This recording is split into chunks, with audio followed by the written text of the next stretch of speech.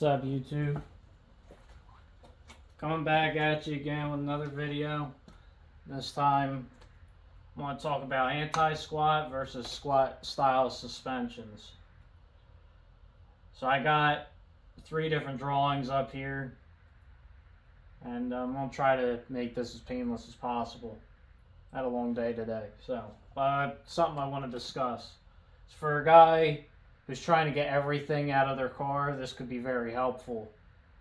So, and I'm going to tell you guys my experience with this. So typically whenever you get a car, naturally from the factory, they squat. The body action goes down when you launch a car. You go to take off, the back of the car wants to drop. That would be this one. This, as you can see, the tire's crammed up in the wheel well. So the tire's coming up and the body's coming down, and then it's forcing the tire back down, essentially. So this action kind of takes a little while. Like you'll feel it in the car. If you have a car that you've raced, it's a stick or even automatic, you'll feel the car pull back on you. So the car will actually go to take off and it'll rock down and then move. That's time wasted. With anti-squat, it's taking the body and it's forcing it up and it's cramming the tire down into the pavement. Now, I'm not saying that an anti-squat setup isn't going to unload the suspension if your shocks suck, or you don't have it tuned right, or it's too aggressive, or whatever the case may be. But this action is faster than this action. And the reason that is because the body, right away, your rear is wanting to twist down. So when that rear's turning, it's actually pushing the body up and the tire down, and it's walking out almost like instantly. And I'll put it to you in an easy way to understand it. Southside years ago, if you can find the ad, they guaranteed that a foxbody chassis car is guaranteed to drop 2/10 off of the ET. Now, I remember seeing this ad and thinking, how is that possible? Because I didn't understand the action difference. I learned it, though, with my black Mustang, the second car I ever put together. And that was an automatic car. So you're talking about something that some people say that Southside bars don't work on automatics. And then some guys say they don't work on fast automatics. There's a lot of misconceptions with this Southside bar stuff. All it is your bar angle. I don't know if you can see this little piece right here, but this is trying to imitate a control arm angle. If you notice, tire's down, your control arm's down here, but that is the difference, because you're dropping this control arm down with a bracket. So if you were to say this is your rear end where your axle goes in, and this is your bracket factory where your control arm goes in, a south side takes this and moves it down. So it changes the pitch of the bar. By changing the pitch of that bar angle, when the rear wants to walk up, it crams it into the body and makes the body go up. Same way that a leaf spring car works with a slapper bar or a cow track bar. The pinion, your pinion angle turns. So if you have a rear, right, and you go to take off, your pinion's actually going in this direction. It's kind of doing like an action like this, twisting. So when it twists, lifts the car up. Now with this bar angle, because it's not steep enough up, it takes the bar angle parallel, basically. So bar angle is flat, And then when it walks up, it's actually taking the bar angle and moving it like this, which will cause it to bind as well if you want to get real technical on it. But that's why you don't have the lift action with a factory style Fox body or 4-link in general. Mopars back in the day, they had stuff kind of figured out to make the cars lift up. If you ever watch like I don't know what bodies they are, but like a 70s Road Runner or late 60s, you know, the action of those cars, they lift up when they jump on the car. Factory. Now, I'm not sure if it's in their pinion angle, how they set the rear up to do it, the tricks with the springs. There's a lot of stuff that Mopar did back in the day to get that action without using a bar. Like a traction bar. Not to say that putting traction bars on it would hurt it, but, you know, Mopars did it from the factory. I haven't seen another car from the factory that's done it. If you guys know of one, I'd love to hear about it, sincerely. But as far as a Fox body goes, if you own one, you know for a fact, or a Maverick, or a Mustang, or Camaro, they all come down factory without any modifications done. So changing this angle, or a slapper bar, pushes the car up and the car outward all at the same time. The car will start moving out as the body's being lifted up. So this action, this up movement, is, I want to try to draw a line as if it was moving out. It's actually going like this, almost like ramping out. Where a squat style suspension, it's getting a little messy. Squat style suspension is going to slam down and then move outward. So anti-squat will kind of gradually, it's violent, but it'll push outward and up, where squat slams down and moves forward. Hopefully that makes sense with my drawing. I'm not the best with this, so bear with me. But this is perfect for somebody who has like a crap setup, like say a stock Mustang, and you just want to do something, you know, a couple $100, or if you can find the stuff used, $50, or buy brackets. You know, they sell instant center brackets. You don't need south sides per se.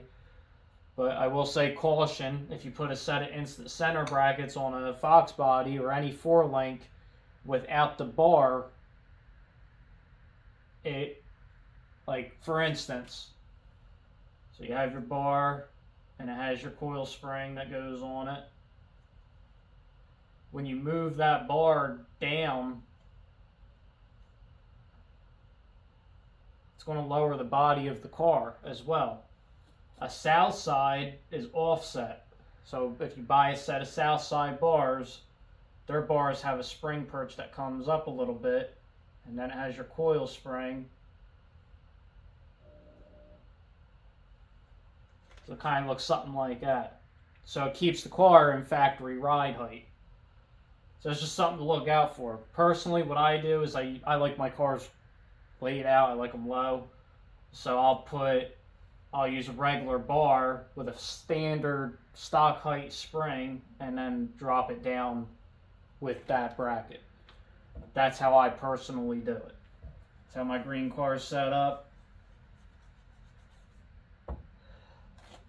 But getting back to this, the south side ad, you know, years ago said guaranteed 2/10. My black Mustang, it proved that whole ad was 110% accurate. I went from a squat stock suspension in the rear, and it was pretty violent. It would kind of bunny hop a little bit after slamming down the back end.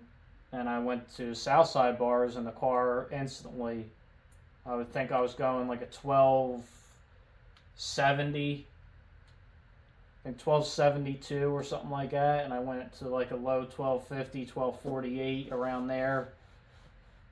Eventually I got the car faster than that.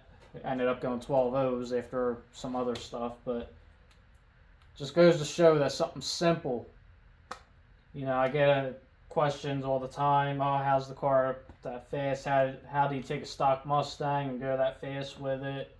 You know, that's one of the ways you do it. Getting the car set up. Suspension is key. But this is one of the most important pieces. You could do this, and I'm not saying that you're going to do this and you're not going to need shocks or struts, but you do this, it's almost a guarantee, unless you got something just completely whooped where the action is too fast and it's just, you know, the car's not going to work regardless if it's like that. If it's too loose, you know. But there's ways that you can trick that stuff to tighten up shocks and, you know, using straps. I've done a lot of stuff with cars that I probably shouldn't have done, but we had a Malibu. There's a buddy of mine's car. The car was rolling over real hard when it would leave. So I had this on one side, this space between the tires, and then the other side looked like this because it was just rolling right over. And he goes, if you got any idea how to stop that, he goes, I'm down to try it. He goes, because that is violent. He goes, I don't understand it. So the car's standing the wheel right up. The other wheel's on the ground in the front, but it's standing the front wheel way high. Like, I'm talking 2 or 3 feet off the ground. Like, it was pretty ridiculous. Twisted. And I said, well, let's strap the front end down. He goes, if you think it'll work. So it was worth a shot. You ain't out nothing. So he strapped the front, goes out there, did it help it, but I noticed the back end was really rolling over when it was leaving. It was just twisting right up. So he comes back around, he goes, yeah, that was a lot better. I said, let me try something. And he goes, what? I said, I want to tighten the back. I said, I want to strap the back of the car. And he goes, I don't know about that. I said, just trust me. I said, that thing, just trust me on this. Just make a pass with it with the back strap. Because if you think it'll help it, I guess, try it. So he let me do it. I strapped the back of the car. I think I took the strap from the front. It broke it. And we shortened it, and I strapped the back of the car down. I had it so tight, it was actually rubbing the tire. And that car didn't rub the tires. It sat up decent. I had that driver's side spring so tight that it actually was rubbing the tire a little bit. And he goes, I don't know. I said, you're not going to have to worry about that. I said, down the track, it ain't going to even matter. I said, that's if the strap even lasts. I said, that thing might break and come unglued. I said, but just trust me. He goes, all right.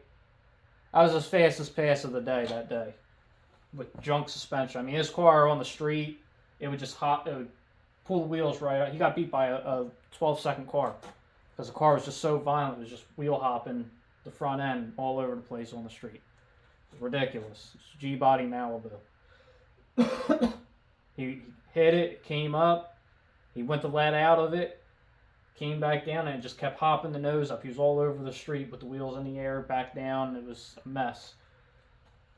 At the track, I was his fastest pass with the rear strap down so it couldn't roll over. So there's ways to manipulate suspension and make stuff work if you're in a pinch.